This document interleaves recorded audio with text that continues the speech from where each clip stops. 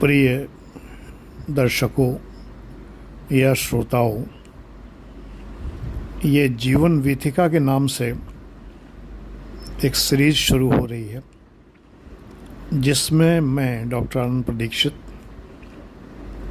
आपको अपने जीवन से जुड़ी कुछ बातें बताता चलूँगा। ये मेरे सभी IAS PCS एस्पिरेंट स्टूडेंट्स के लिए है, आनंद प्रदीक्षित जीवन प्रबंधन वालों के लिए है और फेसबुक के मेरे जो भी पाठक दर्शक हैं उनके लिए है। मैं 1955 की पैदाइश हूँ। 1973 मेरा विवाह हुआ। जीवन वीथिका मैं 1973 से ही शुरू कर रहा हूँ। इन वीडियोस में, ये पॉडकास्ट कहना ज़्यादा अच्छा है क्योंकि मैं प्रत्यक्ष आपके सामने लाइव बैठता नहीं हूँ। एक फ़ोटो चिपका रहता है और मेरी आवाज़ आप तक पहुँचती है, इसलिए इसे पॉडकास्ट कहना यानी कि ऑडियो रिकॉर्डिंग कहना ज़्यादा सही है।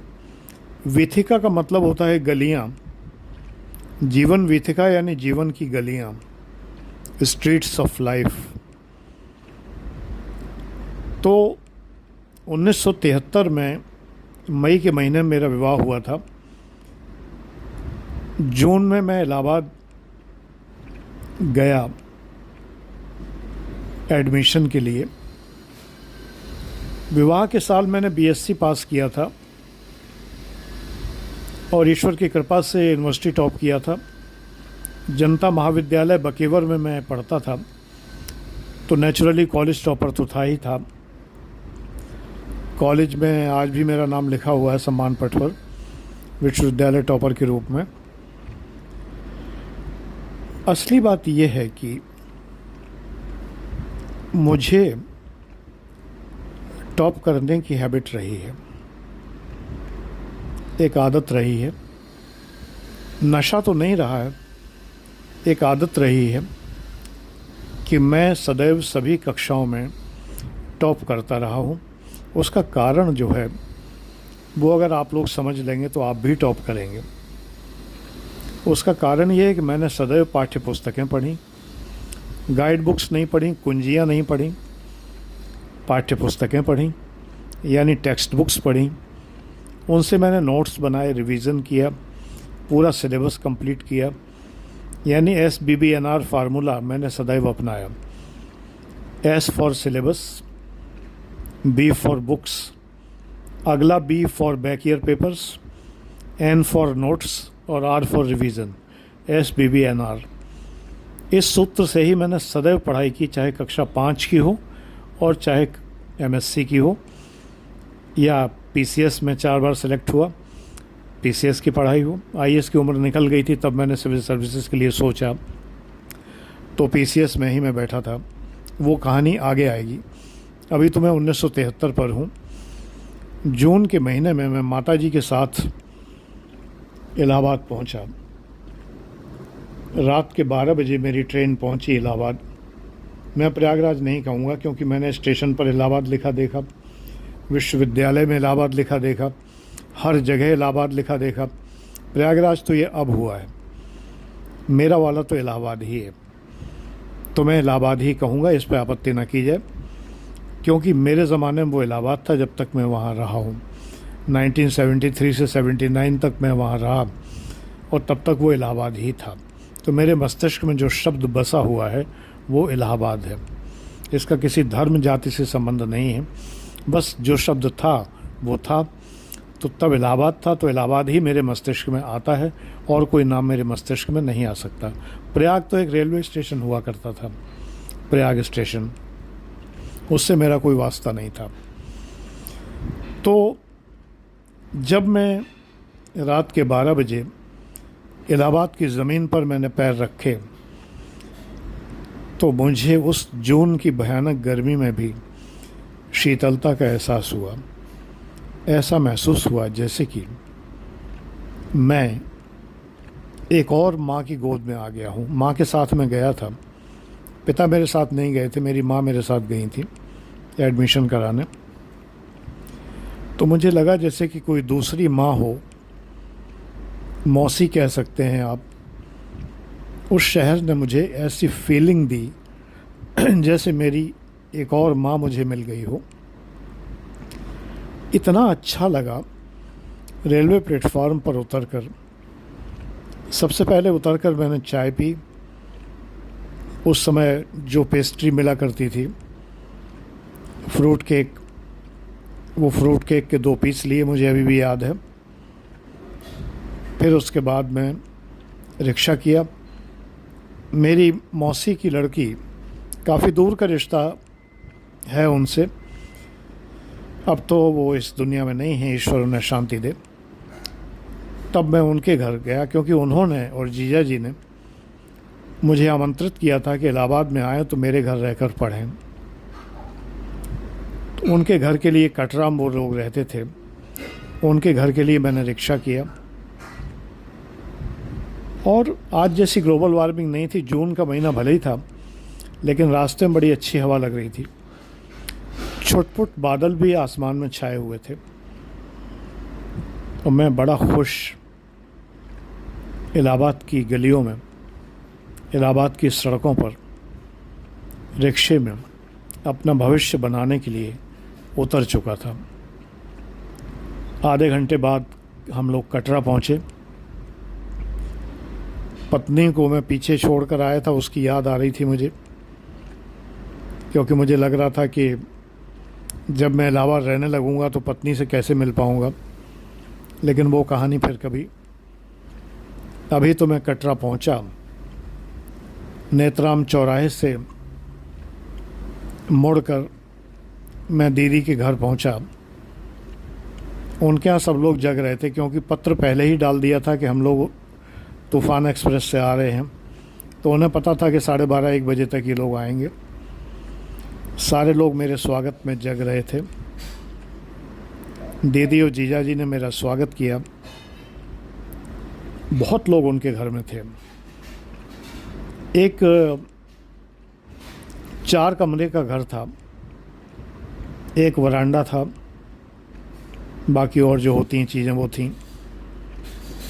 और उसमें बहुत लोग मुझे दिख रहे थे। कई चारपाइयाँ बिछी हुई थी। वो ज़माना कूलरों और एसी का नहीं था, पंखे में ही काम चल जाया करता था। पंखे चल रहे थे। कई लोग सो चुके थे। मेरी जो दीदी हैं, अब तो नहीं हैं, लेकिन वो मेरे माँ जैसी थी। माँ से उम्र में थोड़ी ही छोटी थी। उनके लड़के बड़े बड़े थे। 2 लड़के तो मुझसे बड़े थे, एक लड़का मुझसे छोटा था। इसके अलावा उनके भतीजे भतीजियाँ, बेटियाँ, सभी लोग थे। मेरी एक भांजी मुझसे बड़ी है, 2 भांजियाँ मुझसे छोटी थी। बाकी 2 भाई रहते थे, मेरे जीजा जी और उनके भाई। उनके भाई का परिवार था, 3 बेटे, 2 बेटियां, इतना बड़ा परिवार। और उसमें मुझे बुला लिया था पूरे मन से और पूरे हिम्मत से और बड़े ही मन से बुलाया था। ऐसा नहीं कि फॉर्मेलिटी में बुलाया हो, इस तरह बुलाया हो कि कहीं आ ना जाए। मन से बुलाया था कि यहीं रहना है, यहीं रह के पढ़ना है और भविष्य बनाना है। खैर, हम लोगों के, मेरा और माँ का सोने का इंतज़ाम किया गया। सुबह सुबह हम लोग इलाहाबाद विश्वविद्यालय गए। माँ के साथ ही मैं इलाहाबाद विश्वविद्यालय गया। फॉर्म लिया, फॉर्म भरा, फॉर्मेलिटीज़ पूरी की, फॉर्म सबमिट कर दिया। फिर वापस दीदी और जीजा जी के यहाँ हम लोग आ गए। अब हम लोगों ने ये डिसाइड किया कि एडमिशन तो हो ही जाएगा। मैं टॉपर था चूँकि यूनिवर्सिटी का, तो एडमिशन ना होने का तो कोई मतलब ही नहीं था। एडमिशन तो हो ही जाएगा, मेरे लिए एक कमरा जो है, एक रूम ले लिया जाए जिससे पढ़ने में दिक्कत ना हो, क्योंकि मुझे तो हर समय पढ़ने की आदत है। इस काम में मेरे भांजों ने मेरी मदद की। पहले ही दिन मुझे कमरा मिल गया, 40 रुपये महीने पर एक कमरा थोड़ी सी दूर पर मिल गया। भोजन की व्यवस्था दीदी और जीजा जी के यहाँ ही रही। मैं 6 साल इलाहाबाद रहा, मैंने भोजन वहीं किया, उन्हीं के यहाँ किया। हाँ, मैं रहा अपने कमरे पर। 3 कमरे मैंने बदले पूरे इलाहाबाद टेन्योर में, 3 बार रूम बदला, क्योंकि मकान मालिक खाली कराने के लिए कहने लगते थे, तो 3 बार रूम बदला। तो पहला जो रूम मैंने लिया था, उस रूम के भी बड़े मज़ेदार किस्से हैं जो आगे की कड़ियों में मैं बताऊंगा। लेकिन आज मैं आपको ये बता रहा हूँ कि इलाहाबाद की धरती ऐसी है, इलाहाबाद विश्वविद्यालय मातृ संस्था, अल्मा मेटर, ऐसी संस्था है जो छात्र को अपने में ढाल देती है, छात्र को कुछ बना ही देती है।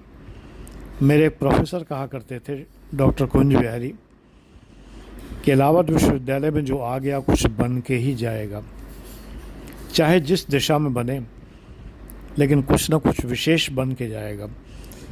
और कुछ ना बनेगा तो कुछ विशेष व्यक्तित्व लेकर जाएगा। साहित्यकार बने, लेखक बने, कवि बने, बैंक अधिकारी बने, या पीसीएस बने, या आईएएस बने, आईपीएस बने, पीपीएस बने, या प्रोफेसर बने, डॉक्टर बने, इंजीनियर बने, कुछ तो बन के जाएगा ही। और जो कुछ न बन सका वो एक बेहतरीन शख्सियत, बेहतरीन व्यक्तित्व बन के जाएगा, और जीवन भर वो इलाहाबाद को कभी भूलेगा नहीं, ये तय बात है। मैं भी आज तक इलाहाबाद को नहीं भूला हूँ, 50 साल हो गए, लेकिन इलाहाबाद को मैं नहीं भूला हूँ। भूलने की चीज़ ही नहीं है, भूलने का मतलब ही नहीं है। मेरा इलाहाबाद विश्वविद्यालय, मेरा प्रिय इलाहाबाद विश्वविद्यालय। तो जून में मैं फॉर्म सबमिट करके वापस घर आ गया। एक दिन इलाहाबाद में रुका था, वापस घर आ गया, और उस पत्र का इंतज़ार प्रारंभ हो गया जिस पत्र के द्वारा इलाहाबाद विश्वविद्यालय मुझे सूचित करने वाला था कि आपका प्रवेश हो गया है। मैंने 3 जगह फॉर्म भरा था।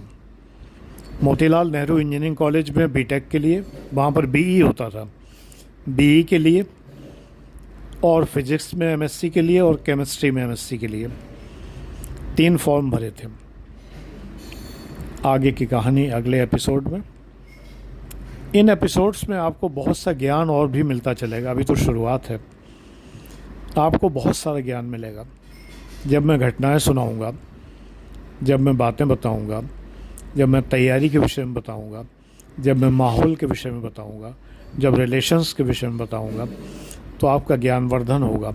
ज़्यादा लंबे एपिसोड में नहीं रख रहा हूँ, क्योंकि इतना समय आजकल किसी के पास नहीं है। तो बेटे लगभग 10 मिनट का एक एपिसोड रखा करूँगा।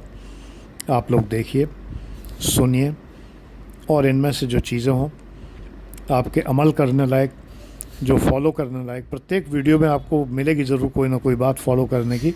जैसे इस वीडियो में आपको SBBNR फार्मूला मिला, रिवीजन का फार्मूला मिला, वो करिए ज़रूर। सफलता यदि प्राप्त करनी है तो नोट्स बनाइए और रिवीजन करिए। 2 चीज़ें बहुत ज़रूरी हैं। अच्छी किताबों से पढ़िए, है ना, और ये ध्यान रखिए कि अच्छी किताबों से पढ़ा हुआ कभी व्यर्थ नहीं जाता, वो गलत नहीं होता है, वो आपके मन में हमेशा के लिए बैठ जाता है और परीक्षा में आपके काम आता है। तो आप उच्च से उच्च स्थान प्राप्त कर सकते हैं। गॉड ब्लेस यू बेटा।